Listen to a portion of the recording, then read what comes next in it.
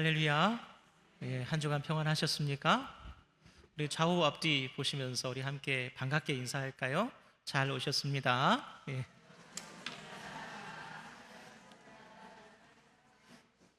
휴가를 다 다녀오셨는지 아니면 앞두고 계셨는지 모르겠네요. 새카만 분들도 계시고. 성도 여러분, 여러분은 혹시 지금 자신이 안전한 상태라고 느끼십니까? 국가별 안전지수라는 것이 있다고 합니다. 국가별로 범죄율과 치안 수준에 따라서 안전지수가 정해지는데요. 우리나라 대한민국은 세계 주요 선진 국가들 중에서도 범죄율이 매우 낮고 치안 수준이 높다는 평가를 받아서 높은 안전지수를 유지하고 있습니다. 그럼에도 불구하고 최근 뉴스를 보면 믿기 힘든 끔찍한 사건들이 벌어지죠. 지난 7월 29일 밤에 서울 은평구 한 아파트 단지 내에서 37살의 한 남성이 120cm의 길이의 일본돌을 가지고 이웃 주민을 끔찍하게 살해하는 사건이 발생했습니다. 피해자는 초등학생과 유아를 둔 건실한 40대 가장입니다. 흡연을 하기 위해 잠시 단지 내로 바깥으로 나왔다가 변을 당하고 말았습니다. 심지어 가해자는 살해 동기조차도 불분명합니다. 문제는 이러한 불특정 다수를 향한 반사회적 성향의 범죄가 계속해서 늘어가고 있다는 사실입니다. 불과 얼마 전만 해도 서현역 칼부림 사건이 있지 않았습니까? 이러한 범죄는 사회 전반에 걸쳐서 불안감을 야기시킵니다. 시민들은 공공장소에서조차 혹시 우리 중에 있는 누군가가 저러면 어떡하지? 라는 불안감을 느끼게 되죠. 그래서 일상생활에도 큰 지장을 초래합니다. 특히 범죄가 발생한 그 지역의 주민들은 집단적으로 트라우마를 겪는다고 합니다. 누군가 불쾌하게 나를 쳐다만 봐도 혹시? 라는 불안감과 공포를 호소한다는 거예요. 성도인 우리 또한 이러한 세상을 바라보며 때때로 불안을 느끼기도 합니다. 하나님을 의지하며 살고는 있지만 그분이 우리의 보호자이시며 선하게 우리 인생을 인도해 주실 것임을 믿고 있긴 하지만 우리는 경험상으로 알고 있습니다. 하나님을 믿는 우리 성도들에게도 종종 이해할 수 없는 재난과 불행이 닥친다는 사실을 말입니다. 그리고 그 사실은 믿음에 대한 일반적인 견해로서 하나님께서는 자신을 믿는 성도들을 보호해 주시고 복을 주신다라는 우리들의 믿음을 굉장히 혼란스럽게 하고 당혹스럽게 만들기도 합니다. 그래서 많은 이들이 믿음의 길에서 이탈하고 실족하거나 하나님께 대해 말할 수 없는 섭섭함 혹은 분노를 품고 신앙생활을 하기도 합니다. 저는 25년 전에 사랑하는 어머니를 잃었습니다. 그때 당시 제가 신학대학교를 다니고 있었는데 교회에서는 고등부 교사, 성가대, 찬양팀 리더로 누구보다도 열심히 봉사를 했어요. 25년 전 추운 겨울밤 금요일에도 저는 어김없이 이렇게 앞으로 나와서 뜨겁게 성도들을 찬양 인도를 했습니다. 땀을 뻘뻘 흘리면서 뜨겁게 찬양 인도를 하는 그 와중에 갑자기 부목사님 한 분이 앞으로 걸어오는 거예요. 그러더니 찬양을 중지시켰습니다. 그런 일이 벌어지지 않거든요. 그리고 저에게 따라 나와라 라고 말을 하더라고요. 뭔가 불안한 마음에 부목사님을 쫓아서 예배실을 나섰는데 목사님이 돌아서시더니 말씀하셨어요. 승우야, 어머니께서 돌아가셨다. 뭐라고요? 몇 번을 반문했습니다. 그래도 대답은 똑같았어요. 어머니가 안치된 병원으로 택시를 타고 이동하면서도 이게 도대체 무슨 일이야? 이게 도대체 무슨 일이야? 정신이 하나도 없었어요. 무슨 정신으로 치렀는지도 모르는 장례를 다 마치고 나서 제 방으로 탁 들어오는 그 순간부터 저는 말할 수 없는 분노를 느꼈습니다. 어떻게 내가 당신을 온 힘을 다해서 찬양하고 있는 그 순간에 당신은 내게서 가장 소중한 사람을 빼앗아갈 수 있는, 그게 내가 당신을 위해서 그토록 열심히 찬송해온 대가인가? 그 분노와 좌절감이 얼마나 컸던지 그 후로 저는 10년을 그 감정에서 헤어나오지를 못했습니다. 이후에 저는 강단에 서 있는 것이 너무 무서웠습니다. 제가 강단 앞에 서 있을 때 저 뒤에서 부목사님들이 어슬렁어슬렁 거리고 있으면 가슴이 철렁철렁 내려앉는 것 같아요. 그 트라우마를 해결하는 데만 상당한 시간과 여러 가지 신앙 경험이 필요했습니다. 성도 여러분, 정도 차이지만 오늘날 많은 성도들이 알게 모르게 그러한 불안과 좌절을 안고 살아갑니다. 그래서 어려운 일이 닥쳐올 때 위축이 되고 노심초사하고 하나님께 나와서 기도함에 매달림에도 불구하고 정말 내가 이 위기를 벗어날 수 있을까 하는 그런 마음에 시달리는, 더 심해지면 하나님께 대한 냉소주의에 빠짐. 기도하고 매달려 봐야 별거 없어, 어차피 일어날 일은 일어나니까. 이렇게 냉소주의에 빠진 분들은 기도의 자리를 기피합니다. 그리고 겨우 주일 예배 하나만을 드리면서 신앙생활을 연명해요. 저는 오늘 여러분에게 일찍이 제가 그토록 좌절했던 이 안전에 대해서 말씀을 전하고자 합니다. 이와 관련해서 저의 신앙 경험을 20분의 설교 몇 마디로 축약할 수 없는 지난한 과정을 담고 있기에 다 말씀을 드릴 수는 없습니다. 그러나 그러한 경험보다도 살아계신 하나님의 말씀이, 그리고 이 순간에 역사하실 성령께서 여러분에게 직접 무엇을 말씀하실지 그것을 기대하면서 오늘 말씀을 준비했습니다. 이 시간 여러분 각자가 다 주님의 음성을 경험하시는 귀한 시간이 되기를 주님의 이름으로 축원합니다. 먼저 오늘 본문의 배경에 대해서 잠깐 언급을 하겠습니다. 오늘 본문인 시편 91편은 작자 미상으로 분류가 되는 시편이지만 학자들 사이에서는 모세가 쓴 시편이라고 인정되기도 합니다. 그 이유는 이 시편의 내용에 있어요. 출애굽 이후에 모세는 이스라엘 백성들을 데리고 40년간 광야를 전전했습니다. 여러분, 광야가 어떤 곳입니까? 낮에는 찌는 듯한 더위, 밤에는 살을 내는 듯한 추위가 있는 곳이 광야입니다. 먹을 것, 마실 물을 찾기가 극히 어려운 황폐한 땅이 광야입니다. 맹수와 독충과 독사들이 우글거리는 곳이 바로 광야이죠. 마적대가 출몰하고 약탈하고 죽이는 일이 빈번한 곳이 바로 광야입니다. 개인 위생을 챙길 수가 없으니 각종 질병과 전염병이 일어나는 그런 노출되는 곳입니다. 그야말로 안전과는 전혀 거리가 먼 생존 자체도 불가능한 곳이 바로 광야이죠. 본 시편의 기자는 그와 같이 이 광야 생활에서만 경험할 수 있는 모든 종류의 생존의 위협들을 하나씩 하나씩 열거하고 있어요. 때문에 일부 학자들이 이 시편 91편은 모세가 쓴 것이 틀림없다라고 인정하고 있는 것입니다. 성도 여러분, 위대한 지도자 모세가 이 광야에서 겪었을 그 마음고생은 이루 말할 수 없었을 것입니다. 무엇보다도 그를 가장 당혹스럽고 괴롭히는 것은 바로 백성들 사이에 퍼져 있는 하나님께 대한 냉소였어요. 출애굽기 14장 11절 말씀을 함께 찾아 읽어보겠습니다. 함께 읽습니다. 그들이 또 모세에게 이르되 애굽에 매장지가 없어서 당신이 우리를 이끌어내어 이 광야에서 죽게 하느냐? 어찌하여 당신이 우리를 애굽에서 이끌어내어 우리에게 이같이 하느냐? 우리를 애굽에서 탈출시켜서 기껏 데려온다는 것이 이 먹을 것 마실 물도 없는 이 사막 땅인가? 정말로 우리를 다 죽일 작정인가? 하나님이 당신더러 그렇게 하라고 시키던가? 하나님이 바라는 것이 정말로 우리가 이 광야에서 굶어 죽고 말라 죽는 것인가?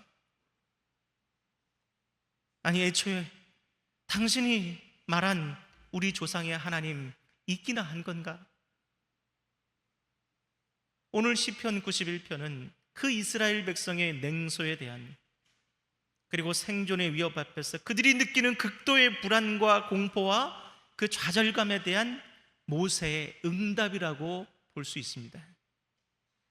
특별히 본 말씀은 예언의 형식을 가졌습니다. 이를 통해서 당시 모세가 단지 지도자로서가 아니라 선지자로서 성령의 충만한 감동 속에서 예언의 말씀을 선포하고 있는 것으로 우리는 이해할 수 있습니다.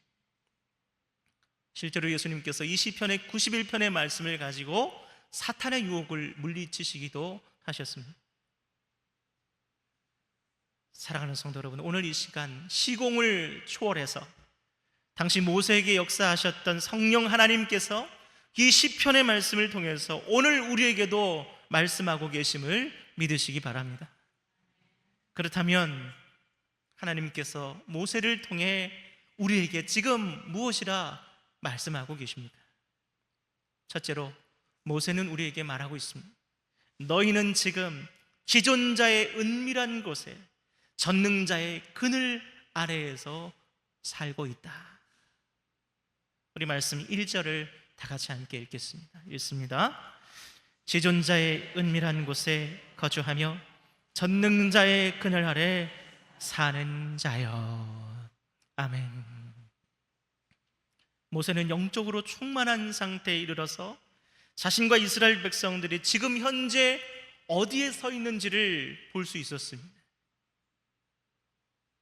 말할 수 없는 영적 고향감 속에서 그가 목격한 것은 아무것도 없는 황폐한 광야가 아니라 지극히 높으신 하나님의 영광으로 가득 찬 하나님의 임재의 자리였어요. 곧 그 자리는 하나님의 집이었어요. 모세는 자신들이 지금 하나님의 은밀한 곳, 하나님의 거실에 있다는 것을 깨달았습니다. 그래서 그는 백성들에게 흥분하여 외쳤습니다. 너희가 있는 곳은 광야가 아니라 하나님의 거실이다. 그와 같은 경험은 일찍이 야곱이 겪은 것과도 여러분 동일합니다. 창세기 28장을 보면 야곱이 분노한 에서의 칼을 피해서 도망을 쳤어요. 첫날 밤을 보낸 곳이 바로 광야의 어느 돌 위였습니다.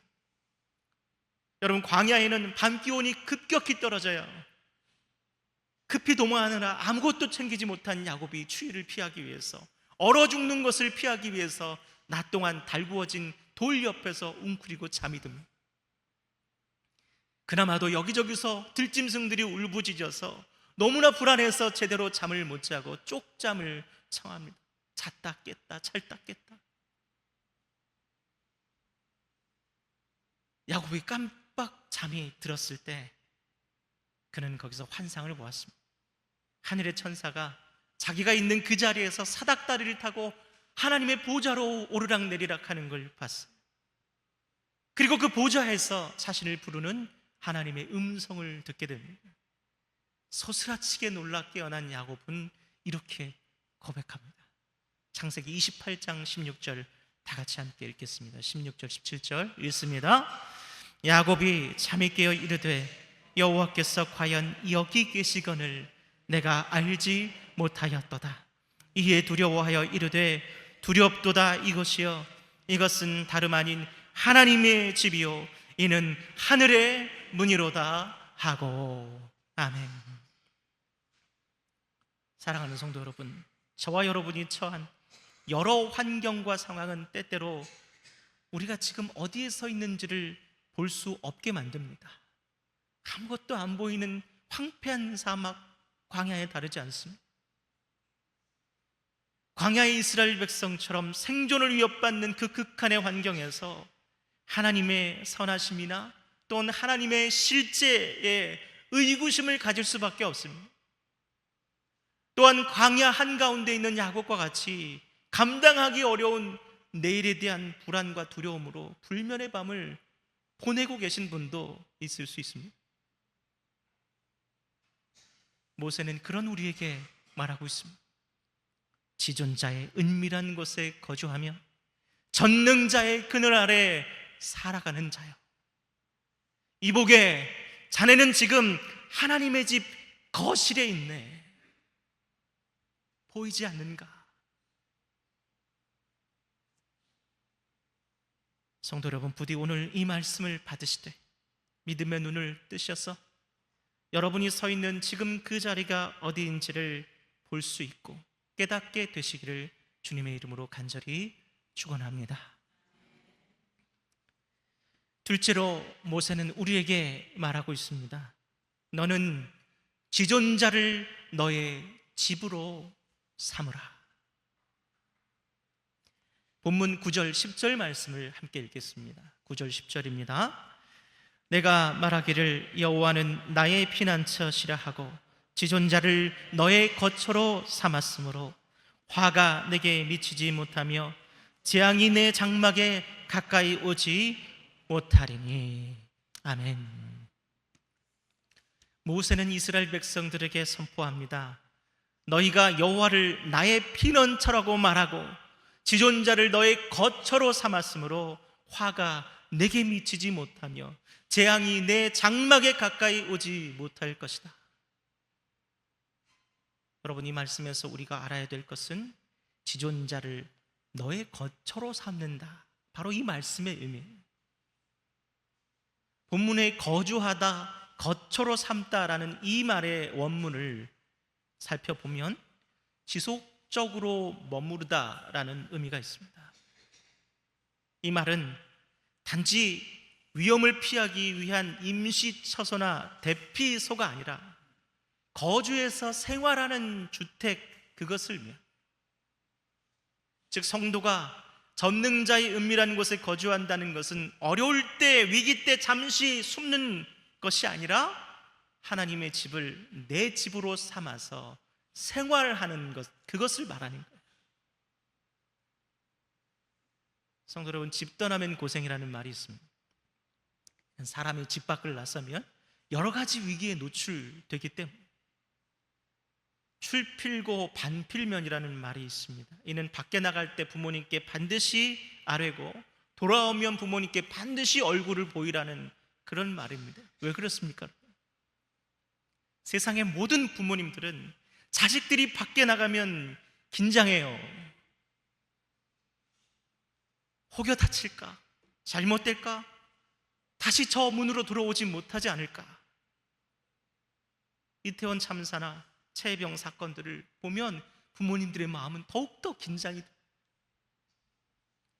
자식이 밖에서 들어와서 멀쩡한 얼굴을 보이면 그제서야 잠이 와요. 집에 왔으니 이제 안전하구나.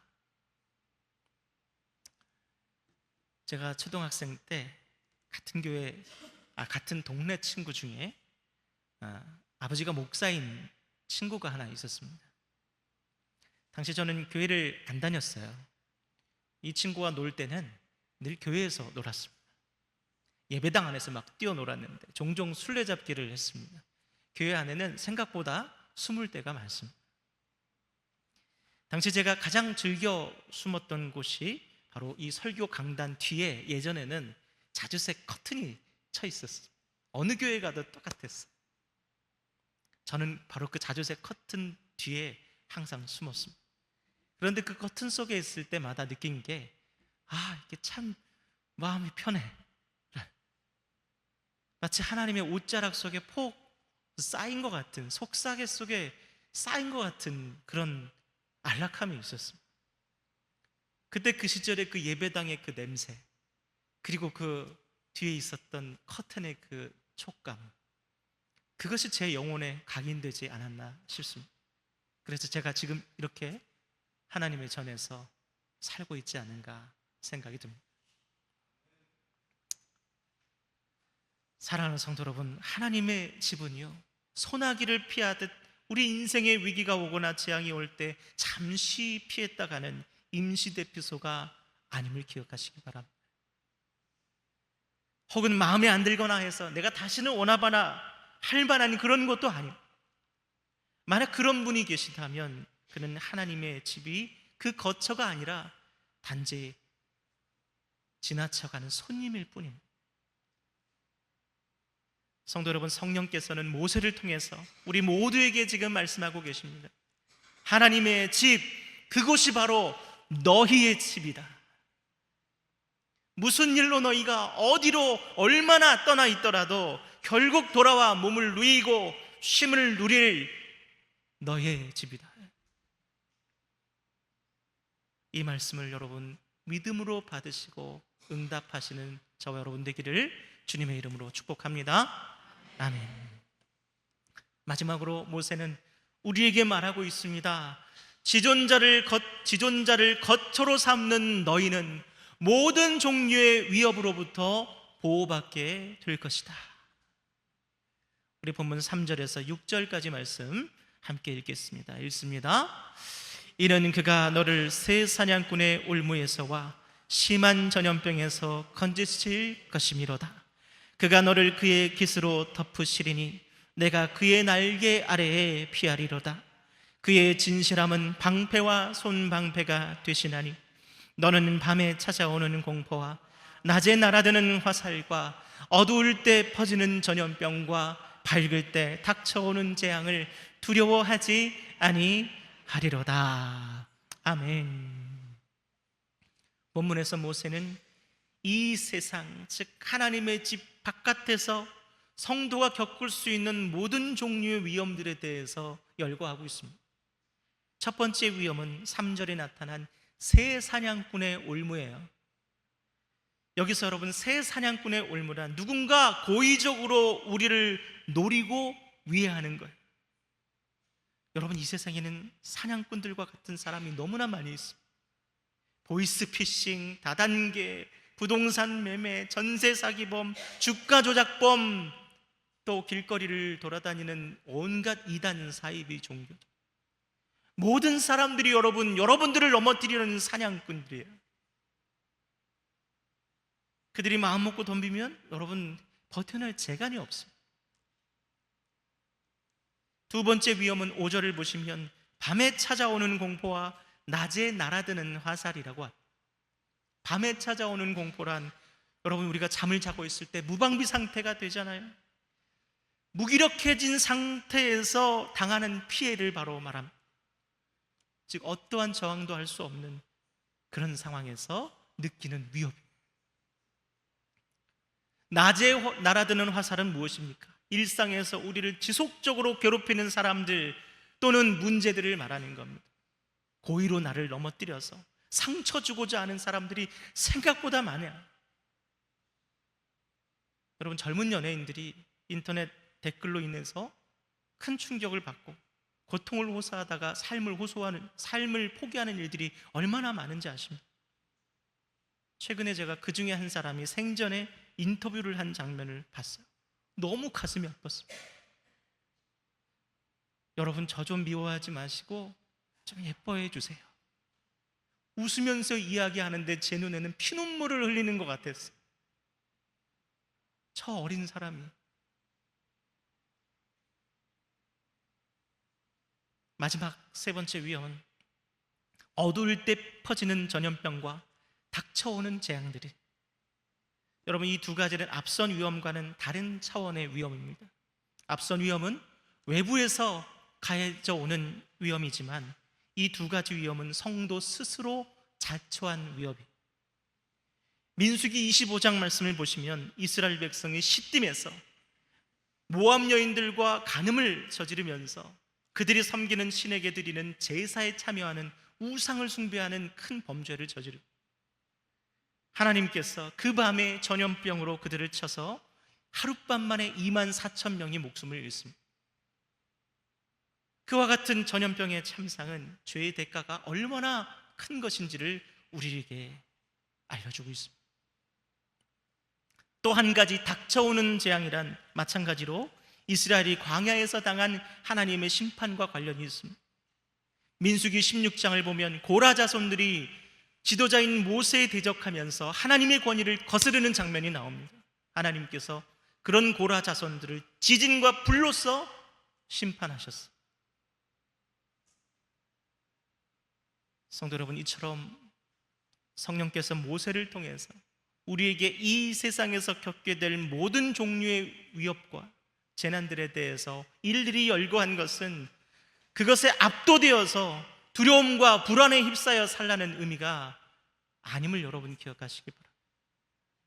성령께서는 우리에게 지존자의 은밀한 곳에 거주하며 전능자의 그늘 아래 사는 너희는 이런 삶을 살게 될 것이다, 그것을 선언하고 그 삶으로 저와 여러분을 초청하고 계신, 나를 너의 집으로 삼아라. 7절을 다 같이 함께 읽겠습니다. 7절 본문입니다. 시작. 천명이 내 왼쪽에서 만명이 내 오른쪽에서 엎드려지나 이 재앙이 내게 가까이 하지 못하리로다. 아멘. 사랑하는 성도 여러분, 천명이 내 왼쪽에서 만명이 내 오른쪽에서 엎드려진다는 것은 한마디로 아비규환의 상황을 말하는 거예요. 마치 총탄이 빗발치는 전쟁터에서 병사들이 우수수수 쓰러지는 그 한가운데에서 살아남는 것이, 그 가운데서 절대 안전을 말하고 있는 겁니다. 여러분, 무엇이 그것을 가능하게 합니까?